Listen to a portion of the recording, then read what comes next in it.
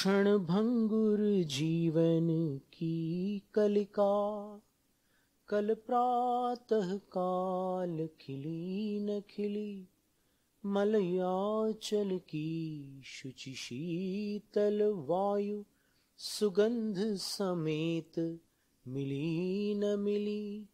कलिकाल कुठार लिए फिरता, तन नम्र है चोट झिली न झिली। भज ले अरिहंत अरी रसना, फिर अंत समय में हिली न हिली।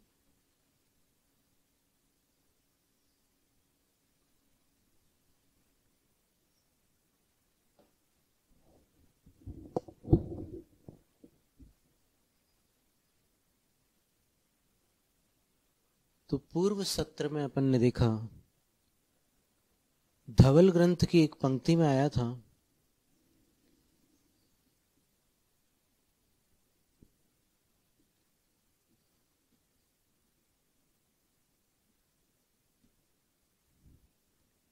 कि पूजा केवल देवशास्त्र गुरुओं की नहीं, अपितु अन्य भी अनेक ऐसी हस्तियां हैं जिनकी होती है, लेकिन उन सब की पूजाओं से बढ़कर जिनकी पूजा होती है उनको अरहंत कहते हैं। देखिए आप, ये पंक्ति ध्यान से सुनने योग्य है। फिर पूजा के अर्थ बदलकर यदि कोई ये कहे कि नहीं, उनको जो सम्मान मिलता है वही उनकी पूजा है, तो इसमें बड़ा अंतर होता है। सम्मान तो घर पर एक बालक को भी मिलता है,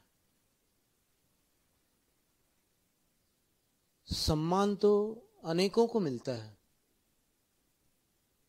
कोई भी मान हानि का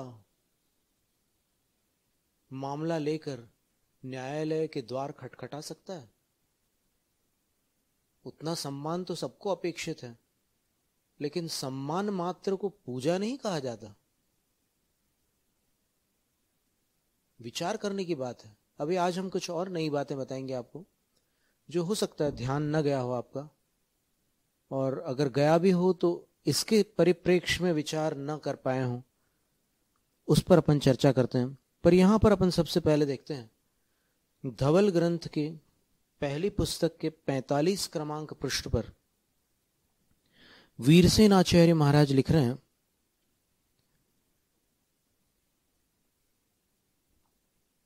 देवकृतानाम पूजानाम देवासुर मानव प्राप्त पूजाभ्य अधिकत्वात् अतिशयानाम अर्हत्वात् योग्यत्वात् अर्हन्तः।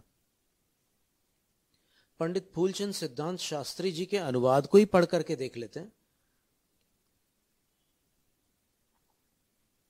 अथवा सातिशय पूजा के योग्य होने से अर्हंत होते हैं। अर्ह धातु का अर्थ होता है योग्य, योग्यता के अर्थ में अर्ह धातु का प्रयोग होता है। अर्ह का अर्थ पूजा भी होता है। तो सातिशय पूजा के योग्य होने से अर्हंत होते हैं, क्योंकि गर्भ, जन्म, दीक्षा, केवल और निर्वाण, इन 5 कल्याणकों में देवों द्वारा की गई पूजाएं देव, असुर और मनुष्यों को प्राप्त पूजाओं से, समझ में आ रही बात? देवों को पूजाएं प्राप्त हो रही है, असुरों को पूजाएं प्राप्त हो रही है, मनुष्यों को पूजाएं प्राप्त हो रही है। उनको तीनों को प्राप्त पूजाओं से अधिक अर्थात बढ़कर महान है। कौन सी पूजा महान है? जो जिनेंद्र भगवान को प्राप्त हो रही है वो। इसलिए इन अतिशयों के योग्य होने से वे अरहंत होते हैं। तो इससे क्या स्पष्ट हुआ? इससे स्पष्ट हुआ कि पूजा केवल उन्हीं को प्राप्त नहीं है, जितनों को प्राप्त है उन सब से बढ़कर उनको प्राप्त है, इसलिए वो अरहंत है। थोड़ा निष्पक्ष होना आवश्यक है। और हमें लगता है कि आप लोग इतने दिनों में निष्पक्षता से परिचित हुए होंगे,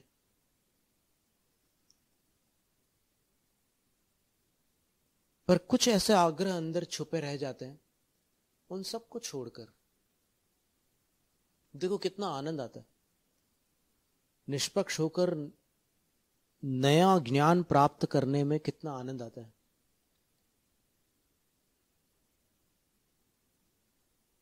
अब कोई मान ले कि मैं सम्यक दृष्टि और न हो भगवान के ज्ञान की अपेक्षा, तो फिर वो कभी सम्यक दृष्टि बन नहीं सकता।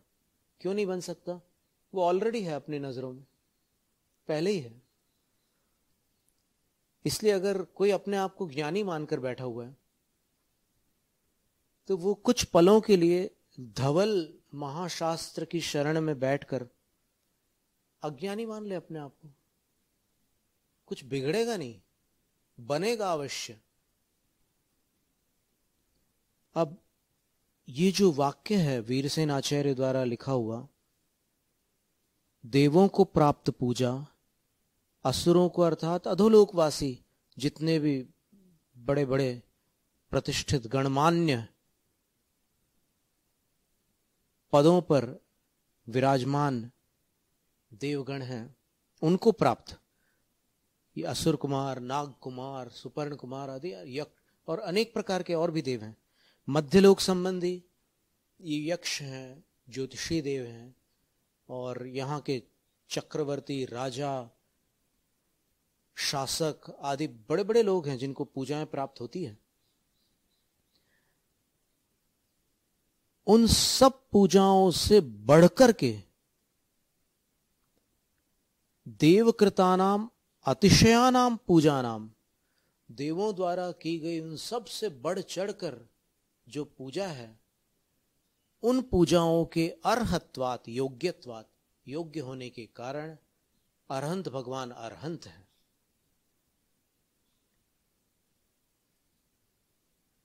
अब जो कुछ दृष्टांत दिए गए थे कि चक्र रत्न की पूजा सम्यक दृष्टि तद्भव मोक्षगामी अणुव्रति भरत चक्रवर्ती ने की थी। फिर भरत चक्रवर्ती ने अपने पिता की भी पूजा की थी जब वो दीक्षित नहीं थे तब।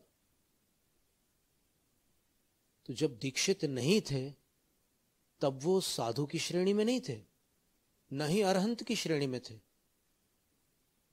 और सिद्धों की श्रेणी में तो थे ही नहीं।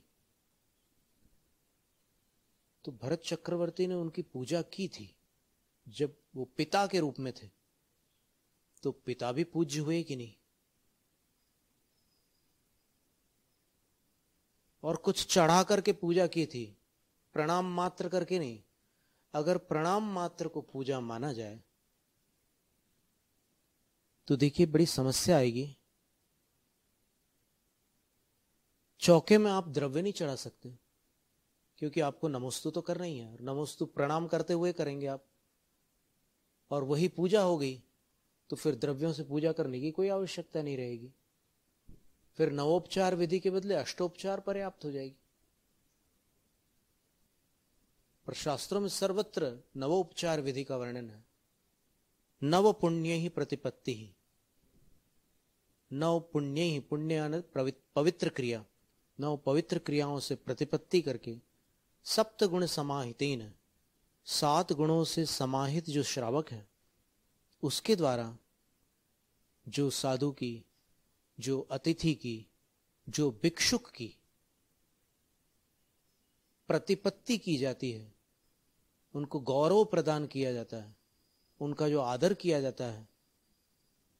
आर्याणाम इष्यते दानम, अपसून आरंभाणम आर्याणाम, सूना और आरंभों से रहित। सूना का अर्थ होता है 5 प्रकार के जो गृहस्थी के उपकरण होते हैं उनको सूना कहते हैं। वो 5 उपकरण कौन से हैं? तो जल भरण का पात्र होता है, घड़ा हो, गागर हो, बाल्टी हो। फिर एक होता है भोजन पकाने का उपकरण, वो चाहे चूल्हा हो, सिगड़ी हो। स्टोव हो गैस का, या मिट्टी तेल के भी चूल्हे चलते थे, वो सब उसमें शामिल हो जाते। अब उसको आज अगर इलेक्ट्रॉनिक सिगड़ी भी क्यों ना हो तो भी उसको उपलक्षण न्याय से उसी में गिना जाएगा। गृहस्थी के उपकरण है, इनके बिना गृहस्थी नहीं चल सकती है। फिर तीसरा उपकरण है बुहारी, झाड़ू वगैरह। अब ये झाड़ू पोता जो लगाते हैं, अब उसको चाहे वैक्यूम क्लीनर से आप क्लीन करो या फिर और कोई नया साधन आप इस्तेमाल करो, वो सब उस सूना के अंतर्गत आएंगे। फिर चौथा है पीसने का साधन।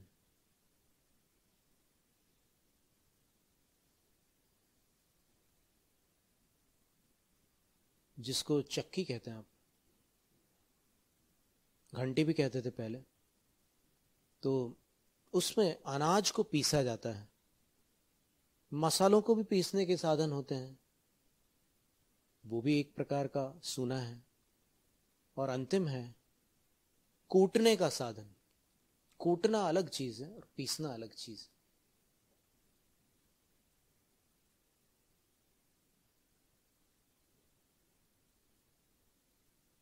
अब इसके उदाहरण हम क्या दें, आप लोग खुद समझ लेना। जो भी चौके में अनुभवी लोग हैं वो सब समझ जाएंगे चटनी कैसे बनती है और अन्य अन्य चीजें कैसे कैसे बनती है। वो सब उसके साधन जितने हैं वो सब सूना कहलाते हैं। तो आचार्य समंतभद्र स्वामी क्या कह रहे हैं, ध्यान से सुनना है ना। आचार्य समंतभद्र स्वामी कह रहे हैं अपसून आरंभाणाम आर्याणाम, जो सूना और आरंभों से रहित, आरंभ का अर्थ होता है आजीविका के उपाय, आजीविका के साधन। अब आजीविका के जो साधन होते हैं उसमें जो ऋषभदेव तीर्थंकर बतला गए थे वो असी है। असी का अर्थ होता है शस्त्र विद्या। मशी है माने लेखन कला। मशी का अर्थ स्याही होता है, इंक। तो जितने एग्जीक्यूटिव्स लोग होते हैं जो हस्ताक्षर वगैरह का काम करते हैं, वो भी एक प्रकार की आजीविका। उसके लिए उनको देखिए, आप एक व्यक्ति सुबह से शाम तक जितना कमाता है धूप में कड़ी मेहनत करके, दूसरा व्यक्ति एक हस्ताक्षर करके उससे 50 गुना कमा लेता है। तो असी, मशी, कृषि, खेती किसानी, फार्मिंग जिसको बोलते हैं। आज ये वर्ड्स जो होते हैं मिसनोमर बन गए। हम लोग जब फिजियोलॉजी सब्जेक्ट पढ़ते थे तो फिजियोलॉजी की कुछ बुक्स थी, गाइटन की बुक थी, चैटर्जी की बुक थी, सैमसन एंड राइट्स की बुक थी। तो उसमें सैमसन एंड राइट्स के 10th चैप्टर में लिखा था कि ये मिसनोमर है। मिसनोमर का अर्थ होता है गलत संज्ञा दी गई है। क्या गलत संज्ञा दी गई है? तो उन्होंने अपने ढंग से उसमें एक उदाहरण दिया है। वैसी संज्ञाएं यहां पर आज भी चलती है। उस समय एक टेक्स्ट बुक में ये बातें चलती थी, आज भी ऐसी संज्ञाएं होती, गलत नाम पड़ जाते हैं, जैसे शाकाहारी अंडा। अब ये एक ऐसा मिसनोमर है कि पहली बात तो अंडा शाक है ही नहीं, फिर वो शाकाहारी अंडा कैसे हो सकता है? इसी तरह कई लोग अड़े रहते हैं कि दूध शाकाहारी होता है। अब एक बात समझने की है कि दूध शाकाहारी होता है ये सिद्ध करने की आपको क्या पड़ी है? दूध आहार होता है इतना सिद्ध करो ना। शाकाहारी सिद्ध कर ही नहीं सकता कोई दूध को। नारियल का दूध अलग है, बादाम का दूध अलग है, सोयाबीन का दूध अलग है, लेकिन जो दूध प्राणियों से प्राप्त हो रहा है उसको आप शाकाहारी कैसे कह सकते हैं? अगर आप उसको शाकाहारी कहोगे और इस तर्क के आधार पर कहोगे कि नहीं वो प्राणी शाकाहारी है, तो उस प्राणी के मांस को वो लोग शाकाहारी मांस कहेंगे। क्या करोगे फिर? सबके दिमाग चलते हैं, वो किसी भी दिशा में चल सकते हैं। तो उसको वैसा मत कहो। वो जो है सो है, वो रसाहार है। और दूध परोपकार के लिए ही होता है, वो मां के किसी काम का नहीं होता, इसलिए उसका उपयोग किसी के उपकार के लिए हो सकता है। और जो गाय आदि प्राणियों की सेवा करता है, वो अगर उसका दूध ग्रहण करता है तो वो अन्याय नहीं कहलाएगा। परस्पर उपग्रहो जीवानाम, इस सूत्र के अनुसार, तत्वार्थ सूत्र के 5वें अध्याय में जो कथन है, एक दूसरे की भलाई हो रही है, ये उसका भला कर रहा है, वो इसका भला कर रही है, तो इसमें कोई आपत्ति नहीं है। क्रूरता का विरोध करना अलग बात है, और सही वस्तु को गलत प्रमाणित करना अलग बात है। जो लोग कहते हैं कि दूध मात्र बछड़े का भोजन है, तो उनका कथन अनुभव शून्य है, इसलिए कि 35 लीटर दूध देने वाली जर्सी गाय का बछड़ा 35 लीटर दूध पी सकता है क्या? किसी पहलवान को भी देखा है क्या आपने, वर्ल्ड चैंपियन को 35 लीटर दूध पीते हुए? उसके प्राण संकट में आ जाएंगे, तो बाकी दूध का क्या करोगे? और वो बाकी दूध को उसके थन में छोड़ने से उसको तकलीफ होती है, 2-4 दिन में वो चिल्लाना शुरू कर देती है, उसको सहन नहीं होता वो अंदर, तो उसको निकालना तो पड़ेगा। अब निकाल कर क्या करोगे? जो करने योग्य है वही करोगे ना। इंजेक्शन लगा करके उसके यूट्रस में पेन उत्पन्न करके, उसके गर्भाशय को पीड़ित करके दूध निकालने पर यह भ्रांति होती है कि दूध बढ़ गया। दूध बढ़ा नहीं है, वो जो दूध बछड़े के लिए रोक कर रखती है, वो भी उस पीड़ा के कारण बाहर प्रवाहित हो गया। वास्तव में दूध बढ़ता नहीं है, दूध तो जितना है उतना ही रहता है, पर वो ऑक्सीटोसिन, पाइटोसिन वगैरह जो इंजेक्शंस होते हैं, उससे उसमें उसके गर्भाशय में क्रैम्प्स उत्पन्न हो जाते हैं, वेदना उत्पन्न होती है, तो उस वेदना के कारण वो रोक नहीं पाती दूध को, वरना गाय हमेशा रोक कर रखती दूध। अभी बिहार में जब हम लोग भोपाल से पुणे की तरफ गए थे हम, तो मार्ग में ऐसी एक जानवरों के स्थान पर, वो किसी गाय के ही स्थान पर हम रुक गए थे। जलाशय का किनारा था, रात का समय था, और जहां दिन ढलता है वहां रुक जाते हैं कई बार, तो रुक गए वहां पर। तो वहां रुक गए तो फिर एक वो मिला हम लोगों को, जो गोरक्षक था, उससे हमने वार्तालाप किया। हमने पूछा कि देखो अभी आपने जो दूध निकाला, तो आपने बछड़े को ऐसे खींच लिया, उसके थन से दूर कर दिया, वो बछड़ा कितना छटपटा रहा था, तो हमें देखकर अच्छा नहीं लग रहा था, तो आपने ऐसा क्यों किया? उसको पी लेने देते। तब फिर उसने बताया कि महाराज ये बहुत पुरानी पद्धति है, हम उसको भूखा नहीं रखते, और हम 3 थन का दूध निकालते हैं, 1 थन का दूध बछड़े को पीने देते हैं। अगर बछड़ा 4 थनों का दूध पी लेता है तो बीमार पड़ जाता है। तो फिर हमने कहा कि आप 3 का निकालो और चौथे का मत निकालो, और फिर बाद में बछड़े को छोड़ दो। आप बछड़े को छोड़कर फिर वापस खींचते हो, वो बड़े दुख की बात है। तो बोलते हैं कि ये हमारी विवशता है, क्योंकि जब तक हम बछड़े को नहीं छोड़ते तब तक गाय दूध नहीं छोड़ती, क्या करें।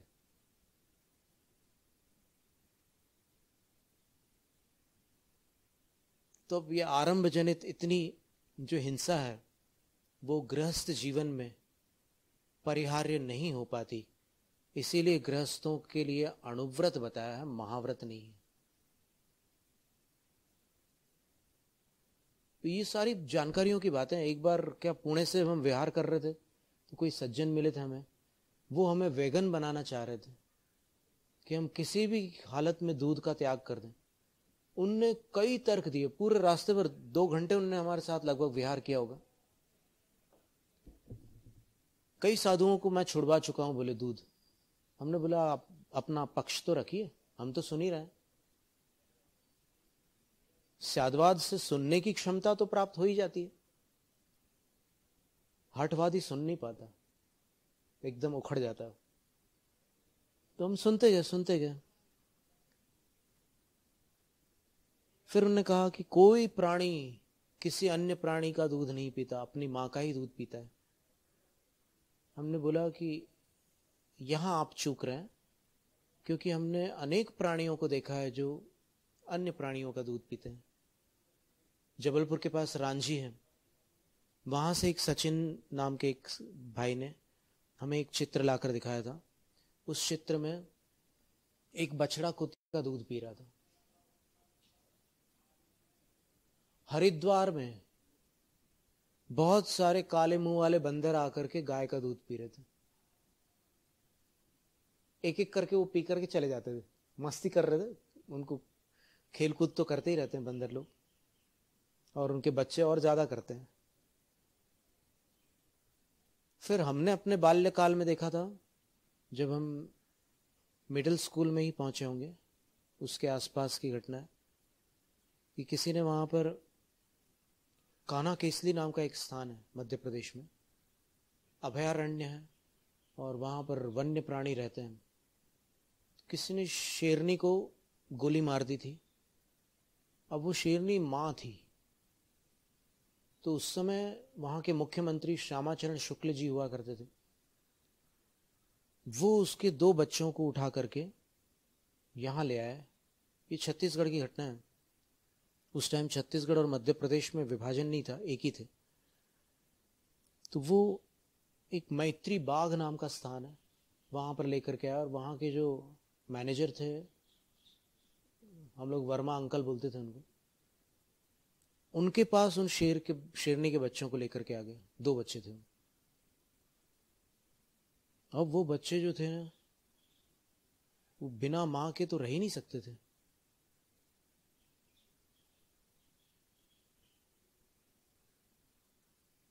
जैनाचार्यों ने कहा है कि हिंसक प्राणी की हिंसा करना भी हिंसा है।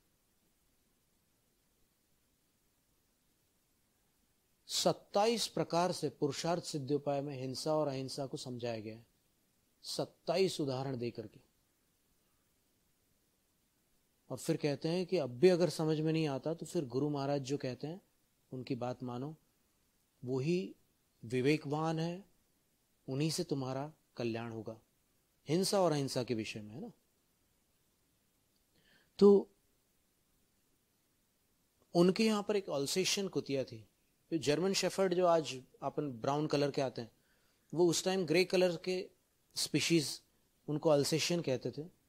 वैसे 3 प्रजातियां होती हैं उनकी, एक ही तरह के उनके फेस एक्सप्रेशंस और सब समान रहते हैं, कलर्स में और थोड़ा सा उसमें अंतर होता है। तो ब्लैक और ब्राउन जर्मन शेफर्ड होता है, और ब्लैक और ग्रे अल्सेशियन डॉग्स होते हैं। तो उनके यहाँ पर अल्सेशियन कुतिया ने बच्चे दिए हुए थे, और वो अपने बच्चों को पाल रही थी, दूध पिला रही थी। कहना चाह रहे थे कि अब इन जानवरों की भी रक्षा करनी है। और यहाँ हमारे प्राणी संग्रहालय में तो अनेक प्रकार के जंगली जानवर हैं।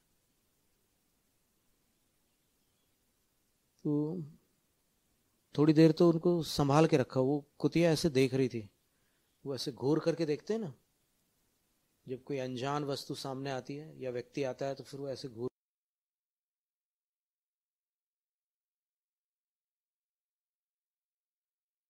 है वो। तो कभी भी कोई प्राणी अपने मालिक से दुर्व्यवहार नहीं करता। धीरे धीरे धीरे धीरे पता नहीं क्या रैपो बना, क्या ट्यूनिंग बनी, क्या तालमेल बना कि उस कुतिया के पास उन बच्चों को छोड़ा गया। और उसके बच्चे जो थे वो सो गए अपने स्थान पर। जब छोड़ा गया उसको, शेरनी के बच्चों को, तो कुतिया ऐसे सूंघती है। और ये पता नहीं प्रकृति का एक विचित्र नियम है कि वो बच्चों पर अनायास हमला नहीं करता कोई भी जानवर। अब कोई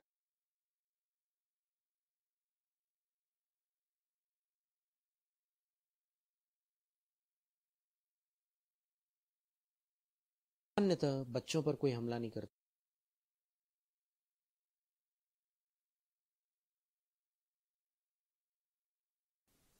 अब उसने क्या किया, उसको सूंघा, और वो बच्चे बड़े भूखे प्यासे बिल्कुल परेशान थे। और कुछ समय के बाद जो भी उसके बाद की घटना हुई है, वो वास्तव में वो कभी जिसने भी देखी होगी वो भूल नहीं सकता, हमने तो सुनी है। उसने अंततः दूध पिलाना प्रारंभ कर दिया, और दूध पिला पिला कर उन जानवरों को उसने बड़ा किया। तो फिर ये कैसे कह सकते हैं कि कोई प्राणी अन्य प्राणी को अपना दूध नहीं पिलाता, अन्य प्रजाति को नहीं पिलाता? बराबर पिलाते हैं। अभी अरब देशों में भी एक हिरनी दौड़ती हुई आई, और वो बकरियों का झुंड चराने जो ले जा रहा था, उसमें से एक बकरी के पास दौड़ करके आई और उसका दूध पीकर चली गई। वो हिरनी, छोटा सा बच्चा था हिरनी का, दूध पी करके चला गया। कितने ऐसे उदाहरण होते। तो ये तर्क देकर के आप दूध का विरोध नहीं कर सकते। ये तर्क ठोस नहीं है, दमदार नहीं है। और मनुष्यों में भी सारे बच्चे अपनी मां का दूध पीकर थोड़ी बड़े होते हैं। धाय मां का भी दूध पीने मिलता है उनको।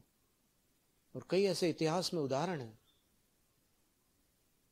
कि अनेक बच्चों को दूसरी माताओं ने बड़ा किया है, उनकी मां को परिस्थितिवश दूर रखा गया। साक्षात जीवनधर कुमार की घटना देखिए ना आप। विजया महारानी के पुत्र, राजपुत्र, राजकुमार जीवनधर कुमार मां से वियोग को प्राप्त हो गए। सेठानी के यहां पले और विमाता का दूध पी करके बड़े हुए वो। तो ऐसी बहुत सारी बातें हैं। इसको बोलते हैं मिसनोमर, गलत फहमियां, गलत नामों का प्रयोग। फार्मिंग में आप देखिए, बात चल रही थी इसी की, 6 प्रकार के आरंभ की। तो 6 प्रकार के आरंभ में कृषि है।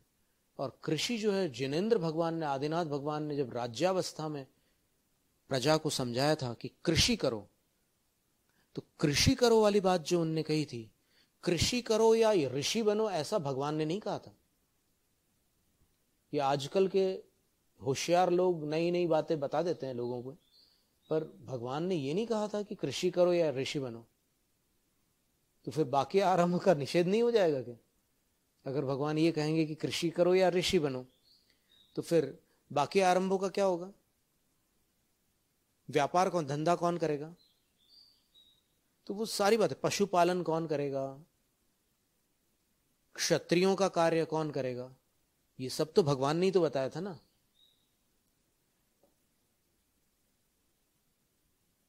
तो फार्मिंग के नाम पर आज पोल्ट्री फार्म जैसे शब्दों का प्रयोग किया जाता है, जो कि तथ्यहीन है, असत्य है। हैदराबाद के पास एक रुद्रारम नाम का स्थान है, रूरल एरिया है, और वहां पर मीट टेक्नोलॉजी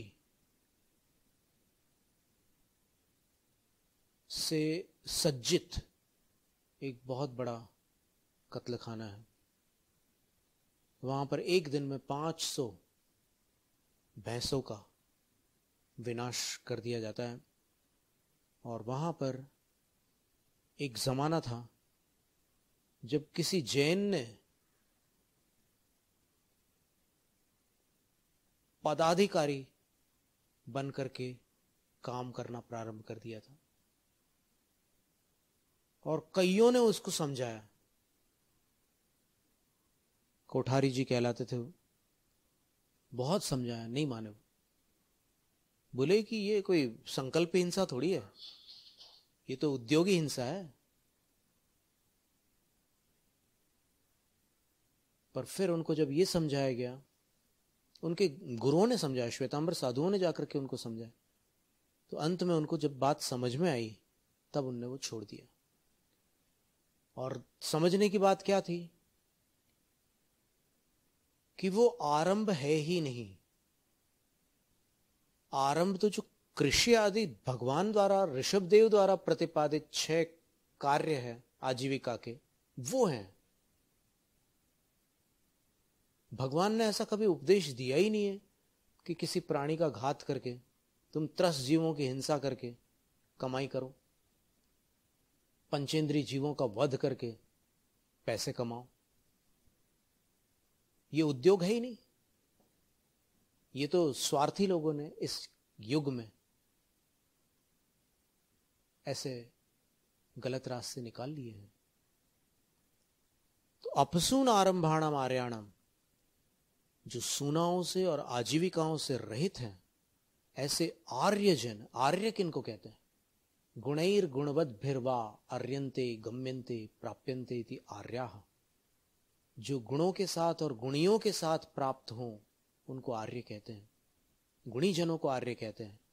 और यहां पर गुणी जनों में नव पुण्य पूर्वक जिनको दान दिया जा रहा है उनकी चर्चा है। तो नव पुण्य पूर्वक किनको दान दिया जाता है? जो भिक्षुक होते हैं, भिक्षा पूर्वक भोजन करते हैं, उनको। पूर्व सत्र में अपन ने देखा था कि साधु को भिक्षा दी जाती है। यहां पर भी लगभग 50 वर्ष से पहले पड़गान करने वाले अपने मुख से यही कहते थे कन्नड़ भाषा में कि महाराज लोग भिक्षा के लिए उतर रहे हैं, भिक्षा के लिए उतर रहे हैं, ये शब्द का प्रयोग होता था।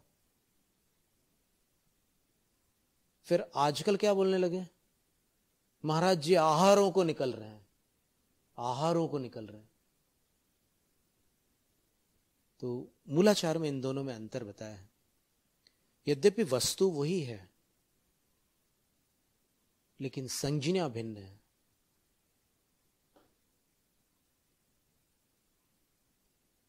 जैसे पिता अपनी कन्या को पुत्री कहता है, मामा भांजी कहता है, तो साधु के लिए वो भिक्षा है, बनाने के वाले के लिए तो वो आहार है। बनाने वाला क्या बना रहा है? भोजन बना रहा है ना, वो भिक्षा तो नहीं बना रहा है। बनाई हुई भिक्षा साधु के अयोग्य होती है, क्योंकि भिक्षा के उद्देश्य से बनाई हुई वस्तु जैन साधुओं के लिए वर्जित है। तो आपने भोजन बनाया, देखो संकल्प में ही अंतर है, थोड़ा सा अंतर है, पूरी विधि वही है। वही शुद्ध पानी, वही शुद्ध दूध, वही शुद्ध घी। मेन चीज 3 ही होती है ना प्राय करके। नमक और होता है थोड़ा सा, कुछ मसाले होते हैं मर्यादा वाले, बाकी तो दाल, रोटी, सब्जी, भात, ये रोज सब लोग खाते हैं।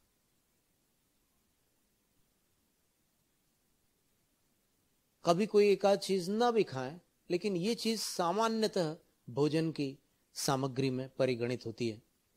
तो अंतर क्या होता है? अब हम भिक्षा बना रहे हैं, अगर अभिप्राय ऐसा रखा आपने तो वो दूषित आहार दान हो जाएगा।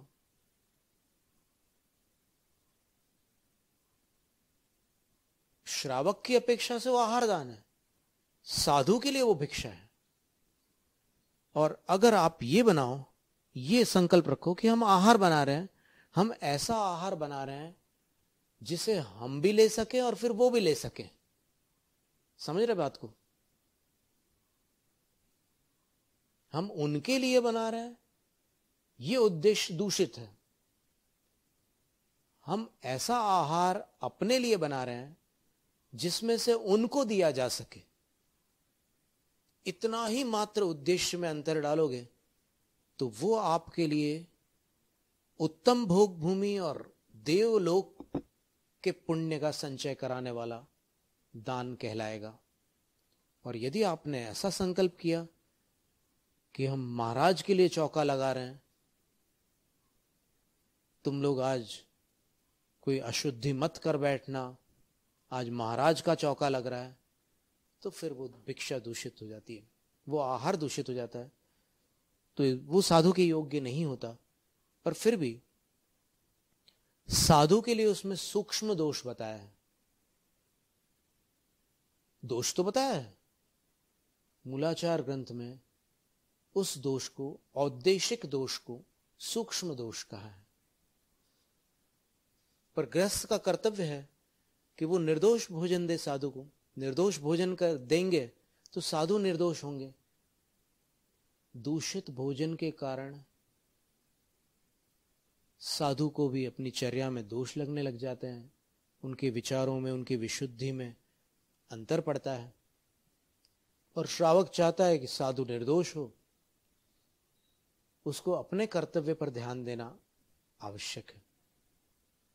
वो साधु की चर्या जितनी निर्दोष कराएगा, साधु में उतनी निर्दोषता आएगी। पूज्यता का प्रकरण चल रहा था। एक श्लोक जो हम आज विशेष रूप से आपके सामने रखना चाहते हैं वो ये है, जो लोग ये मानते हैं कि सच्चे देव शास्त्र गुरु ही पूज्य है, उनके लिए हमने कुछ ऐसे और उदाहरण दिए जिसमें अन्य भी पूज्य होते हैं। ये शास्त्रों से प्रमाणित हो रहा है। चक्र रत्न का उदाहरण दिया, पिता का उदाहरण दिया, पुत्र के लिए पिता पूज्य होता है, ये उदाहरण दिया, और इसके अतिरिक्त और भी कुछ उदाहरण दिए। अब एक श्लोक आपके सामने हम प्रस्तुत कर रहे हैं, जिस श्लोक में समंतभद्र आचार्य महाराज ने रत्नकरण श्रावकाचार्य ग्रंथ में 8 मदों का नाम लिखा है। 8 मद कौन कौन से हैं? तो आचार्य कहते हैं, ज्ञानम पूजाम कुलम जातिम बल मृद्धिम तपो वपुः अष्टावाश्रित्य मानित्वम स्मयमाहुर्गत स्मयाः। 8 का आश्रय लेकर मानी बन जाना, घमंडी हो जाना, अभिमानी हो जाना मद है। अपने को उच्च और दूसरे को तुच्छ समझना मद है। कौन सी 8 चीजों को लेकर? ज्ञानम, ज्ञान को लेकर। फिर दूसरा क्या है? पूजाम, पूजा को लेकर घमंड करना। तीसरा क्या है? कुल को लेकर, पिता के वंश को कुल कहते हैं। पितुरन्वयः कुलम, मातुरन्वयः जाति। पितुरन्वयः कुलम, मातुरन्वयो जाति। मां के वंश को जाति कहते हैं। बोलचाल में जाति जिसको कहते हैं वो अलग बात, जैसे परवार एक जाति है, खंडेलवाल एक जाति है, अग्रवाल एक जाति है, जयसवाल एक जाति है, पद्मावती पोरवाल एक जाति है, गोला पूरव एक जाति है। अनेक जातियां हैं। बोलने में, बोलचाल में उसको जाति ही कहा जाएगा। जाति उस समूह को कहते हैं जिसमें विवाह संबंध स्थापित किए जाते हैं।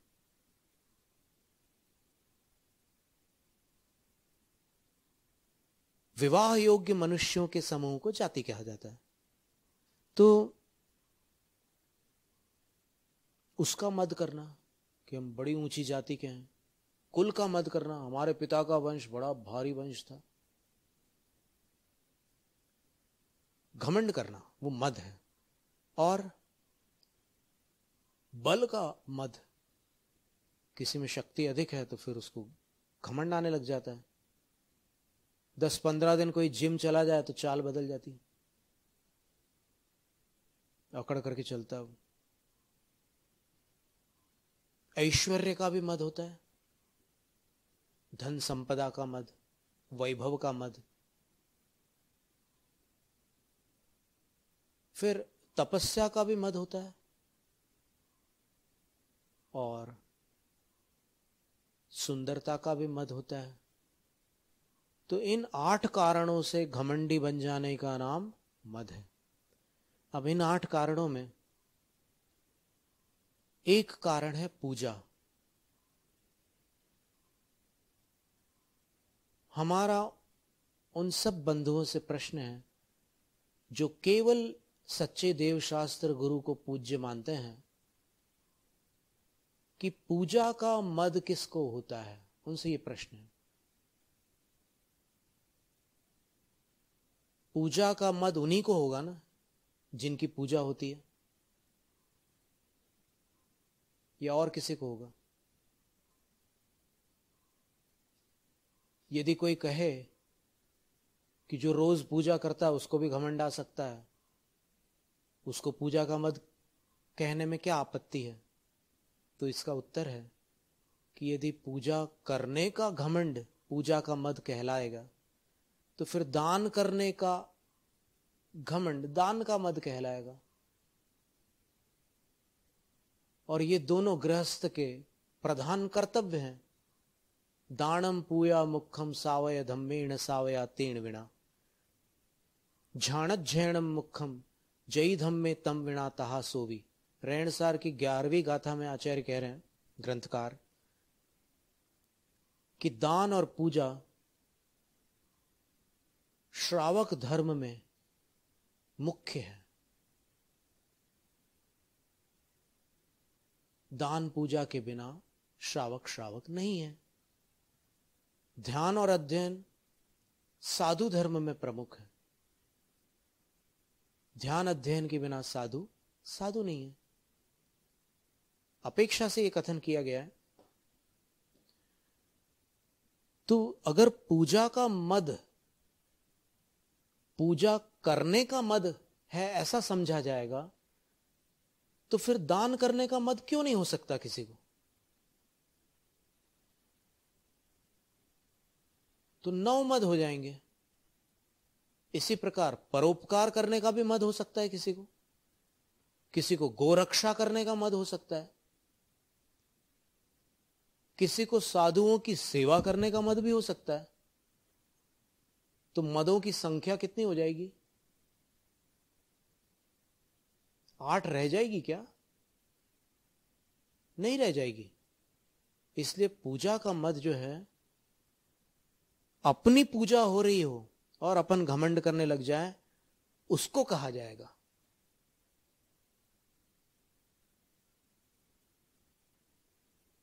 अपने पास ज्ञान है, उसका अपन घमंड करते हैं, तो वो ज्ञान का मद कहलाता है। अपन पूज रहे हैं, उसका अगर मद करते हैं तो वो पूजा का मद कहलाता है।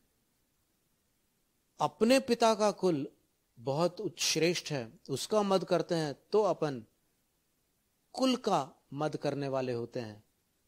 अपनी मां का वंश बहुत उच्च कोटि का है, उस पर अभिमान करते हैं तो वो जाति का मद कहलाता है। अपने बल का मद करने पर बल का मद कहलाता है। अपने ऐश्वर्य का मद करने पर वह ऐश्वर्य का मद कहलाता है। अपनी तपस्या का मद करना तप का मद कहलाता है, और अपनी सुंदरता का मद करना रूप का मद कहलाता है। तो पूजा का मद किन को होगा? अब अपन उस प्रश्न पर लौट कर आ रहे हैं। कोई बता सकता है पूजा का मद किन को होगा? यदि यह माना जाए कि सच्चे देवशास्त्र गुरु ही पूज्य है, प्रश्न है कि पूजा का मद किन को होगा?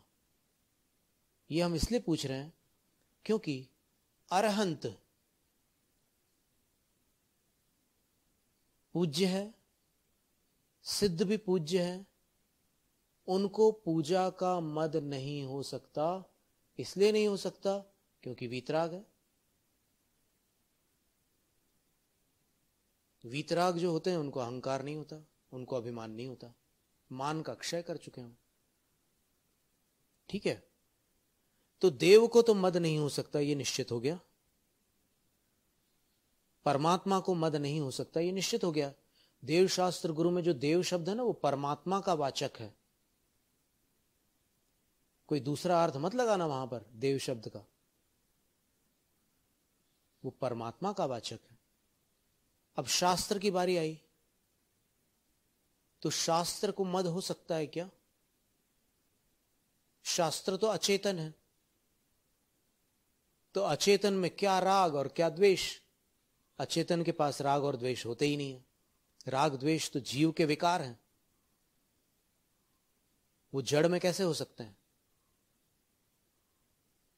तो शास्त्र को भी मद नहीं हो सकता। अब कौन रह गए? गुरु। अब गुरु में आचार्य, उपाध्याय और साधु तीनों ही पूज्य होते हैं, तीनों की पूजा की जाती है। तो पूजा का मद किसको होगा? उनकी मान्यता के अनुसार, जो केवल सच्चे देव शास्त्र गुरु को पूज्य मानते हैं, उनकी मान्यता के अनुसार पूजा का मद केवल गुरु को ही होता है, अन्य किसी को नहीं, क्योंकि संसार में शेष सब अपूज्य है। ये निर्णय उचित है?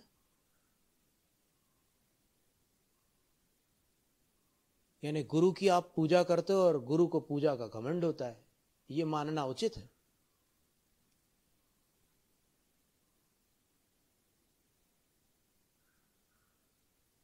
जबकि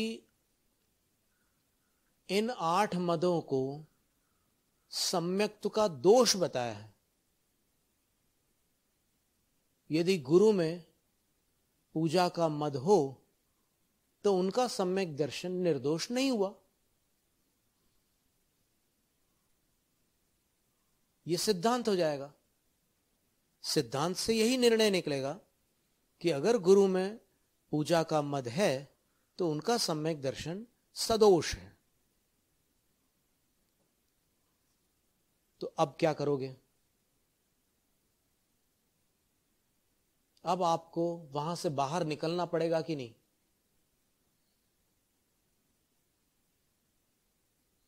तो जो देव शास्त्र गुरु के अतिरिक्त, देखो गुरु को पूजा का मद नहीं होता ऐसा नहीं कह रहे हम,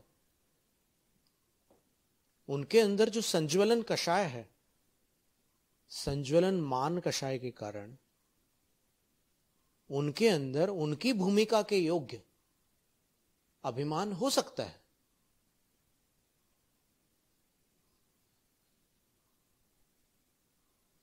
यह भी शास्त्रों में उल्लेख है कि साधु को अपनी भूमिका के अनुसार कषाय होती है, और वो कषाय प्रवृत्ति में भी आ सकती है। व्यक्त और अव्यक्त दोनों प्रकार के प्रमाद छठे गुणस्थान में शक्य है। भले ही वो गुरु हैं, अपने आराध्य परमेष्ठी हैं, लेकिन फिर भी उनमें ये बात घटित होती है, ऐसा शास्त्रों में स्वीकृत है। तब भी वो अपने गुरु ही रहेंगे, भले वो गुस्से में अपने को डांट दे, भले वो 4 दिन तक अपने से बात न करे, भले ही उनके कारण अपने को रोना आ जाए, लेकिन फिर भी वो गुरु तो गुरु ही रहेंगे।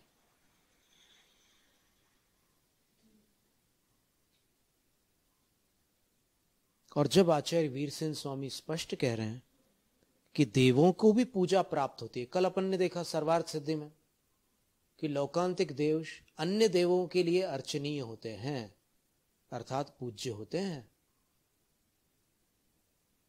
क्यों पूज्य होते हैं? क्योंकि वो विषय सुख वाले देव नहीं है, वो देवियों वाले देव नहीं है। उनके पास महिलाओं का परिवार नहीं है। इतरेषाम देवानाम अर्चनीयाः, बाकी देवों के लिए वो अर्चनीय है। तो आप सोचिए, वो देवशास्त्र गुरु की श्रेणी में भी नहीं है, फिर भी अर्चनीय है।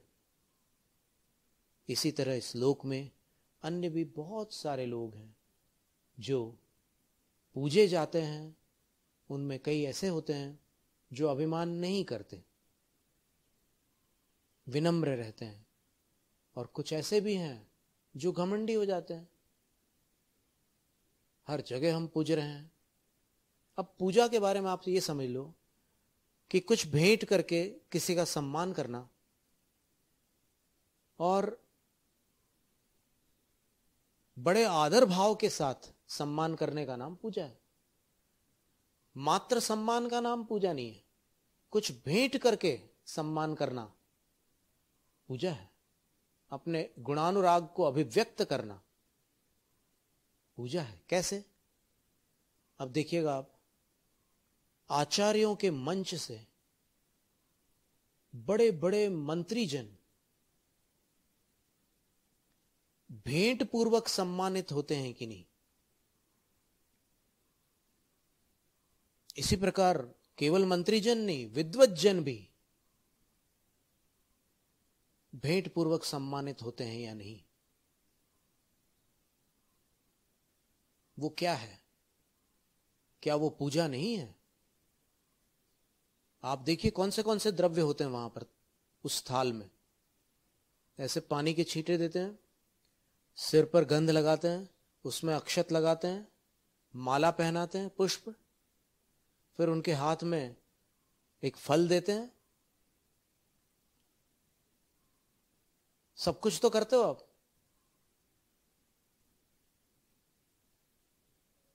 उनको काजू किशमिश के पैकेट्स भी तो देते हो। नैवेद्य है कि नहीं? मिठाइयां खिलाते हो। कितने प्रकार का सम्मान। सब कुछ मंच पर नहीं होता। मंच पर जो करने योग्य है वो मंच पर होता है और बाकी उतरने के बाद होता है अलग से। ये पूजा है या नहीं? आप कह सकते हो कि ये तो सत्कार है, ये पूजा थोड़ी है।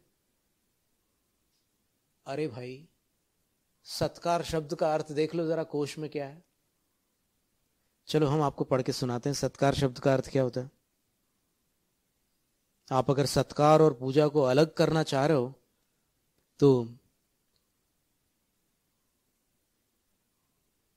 जो अर्थ आचार्यों ने किया है उसको पढ़कर या सुनकर आपको थोड़ी तकलीफ हो सकती है, पर कोई बात नहीं, आचार्यों के वचन सुन लो। थोड़ी तकलीफ हो जाए तो हो जाए, क्या बात है। चलो हम पढ़ा सुना रहे हैं।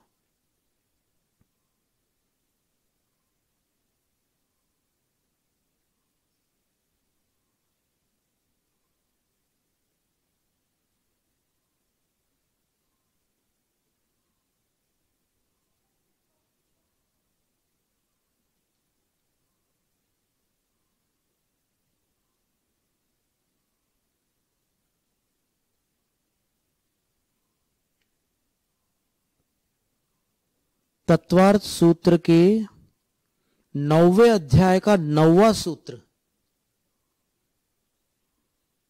उस पर सर्वार्थ सिद्धि ग्रंथ में आचार्य पूज्यपाद स्वामी ने जो व्याख्या की है उसमें लिखा है सत्कार पूजा प्रशंसात्मक। सत्कार का अर्थ क्या है? पूजा और प्रशंसा। अब क्या करोगे? चलो ठीक है, आपके कहने से हम मान लेते हैं कि वो मंत्री संतरी सबकी पूजा हो, सत्कार हो रहा है, पूजा नहीं हो रही है। तो अब आचार्य कह रहे हैं कि सत्कार का अर्थ ही पूजा और प्रशंसा है। तो आप विभाग करिए, निर्णय की आकुलता नहीं है। सत्य तक पहुंचने का प्रयत्न करना है अपने को। तो वहां जो उनको सम्मान प्राप्त, उनकी जो पूजा प्रशंसा हो रही है, उनको जो भेंट दी जा रही है,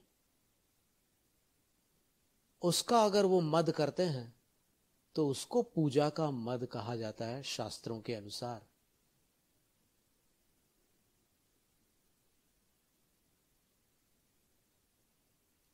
आप विभाग कर सकते हैं, लोकानुवृत्ति विनय और मोक्ष विनय। तो मोक्ष विनय में उनकी विनय नहीं होगी जो मोक्ष विनय के अपात्र हैं।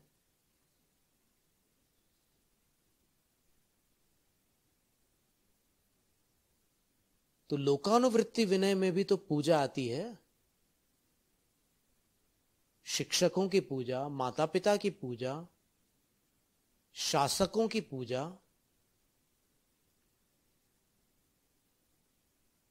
राजा के पास खाली हाथ नहीं जाना चाहिए। क्या मतलब है? कुछ भेंट चढ़ाई जाती वहां पर और बड़े आदर सम्मान के साथ चढ़ाई जाती, उनका सत्कार करते हुए चढ़ाई जाती, वो भी पूजा है।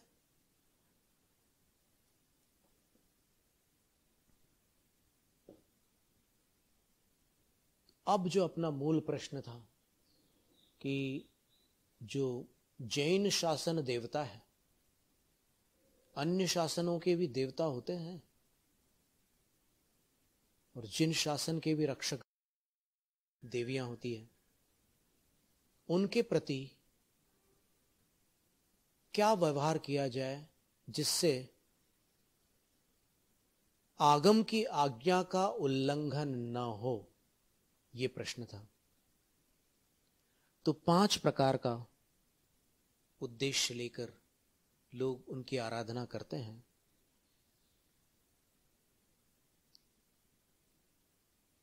एक तो जो अपरिचित है उनसे, वो स्वामी को भी भगवान मानते हैं और सेवक को भी भगवान मान लेते हैं। दोनों को भगवान मान करके उनकी आराधना करते हैं। विधि नहीं, यहां पर मानने की बात चल रही है ना, ध्यान में रखना।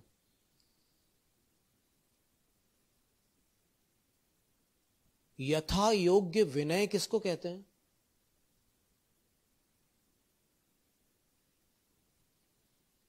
यथा योग्य विनय अपने अंतरंग भाव को कहते हैं, बाह्य चेष्टा को नहीं।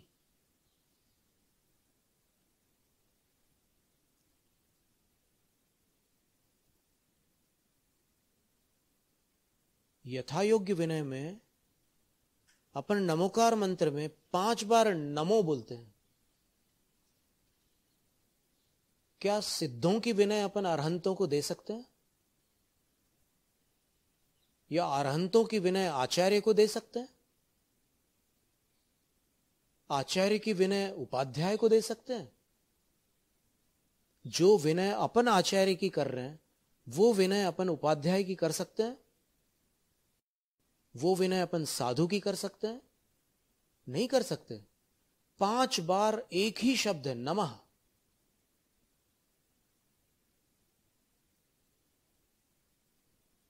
तो द्रव्य, जो शब्द रूप द्रव्य है, वो 5 में समान है, और थाली में जो द्रव्य है वो भी 5 में समान है, नहीं है? थाली में जो पूजा के द्रव्य हैं वो क्या 5 में अलग अलग है? अरहंतों के लिए अलग द्रव्य होते हैं क्या? आचार्यों के लिए अलग द्रव्य होते हैं क्या? द्रव्य भी समान है। तो फिर पंच नमस्कार में जो 5 नमस्कार है, वो 5 क्यों है? क्योंकि यथा योग्य विनय की जाती है। सिद्धों के स्वरूप को जानने वाला जब भी सिद्धों को नमस्कार करेगा, तो उसके अंदर जो भाव उत्पन्न होगा विनय का, वो विनय भाव सिद्धों के योग्य ही होगा। वो अन्य परमेश्वरियों के योग्य नहीं हो सकता। इसका नाम यथा योग्य विनय है।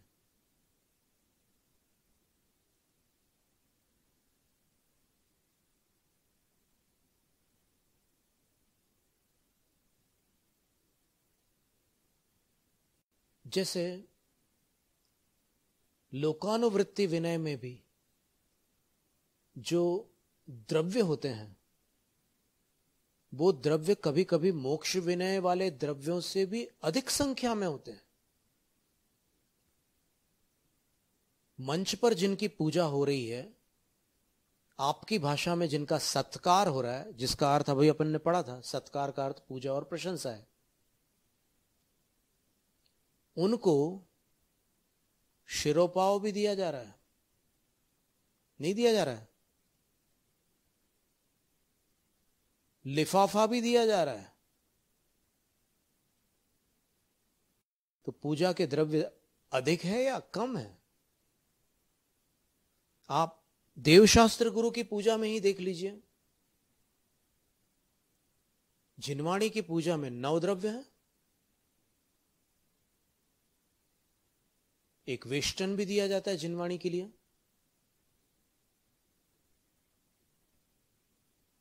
वस्त्रम निर्वपामीति बोलते हैं।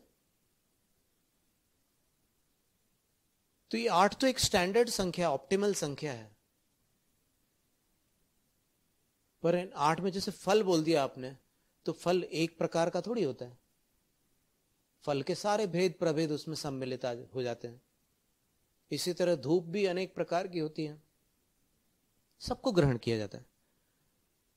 तो अब इनकी जो आराधना है शासन देवताओं की, शास्त्रों में उसका क्या विवरण है? क्या शास्त्र उसको मिथ्यात्व बताते हैं? क्या शास्त्र उसको मान्य करते हैं? क्या शास्त्र उसको उचित के स्वीकार करते हैं? ये सारे प्रश्न आते हैं। तो जैसा हमने पूर्व में कहा था कि आचार्य वर्धमान सागर महाराज श्री के गरिमापूर्ण सानिध्य में लगभग आधे घंटे तक प्रश्नोत्तर चला था, और आधे घंटे में संघ को समाधान प्राप्त हो गया था। अंततः एक मुनिराज थे जिनका नाम संभवतः प्रशम सागर महाराज जी था, जो बहुत प्रश्न पूछने वाले साधु हैं, वो भी अंततः संतुष्ट हो गए। उन्होंने भी कहा कि हां, अभिप्राय को देखना आवश्यक है, बिना अभिप्राय को देखे अपन निर्णय नहीं कर सकते। ये बात उनको तक स्वीकार हो गई। पहले बड़े स्वाध्यायी मुमुक्षु थे वो, उनको तक ये बात स्वीकार हो गई, तो फिर बाकी जो श्रद्धालु जन हैं, जो अधिक तर्क कुतर्कों में नहीं पड़ते, उनको आगम के वचन क्यों नहीं स्वीकार होंगे? सरलता से स्वीकार हो सकते हैं। तो अपन यही समझने जा रहे हैं, अभिप्राय क्या है। जैसे मंदिर में कोई पद्मावती देवी के सामने खड़ा हो गया, दूर से देखने वाले किसी शख्स ने न्यायाधीश बनकर के घोषणा कर दी, घोर मिथ्या दृष्टि है।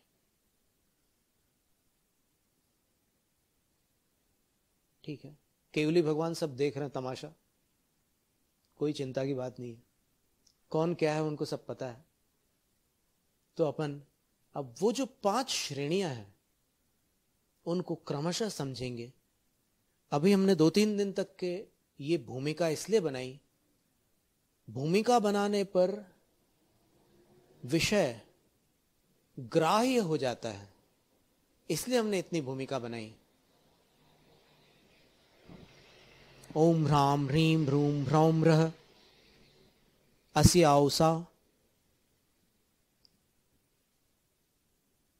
परमार्थाप्तागम तपोभृद्भ्यः देवशास्त्र गुरुभ्यः परनामेभ्यः अनर्घ्य पद प्राप्तये अर्घ्यं निर्वपामीति स्वाहा। जैनं जयतु शासनम्।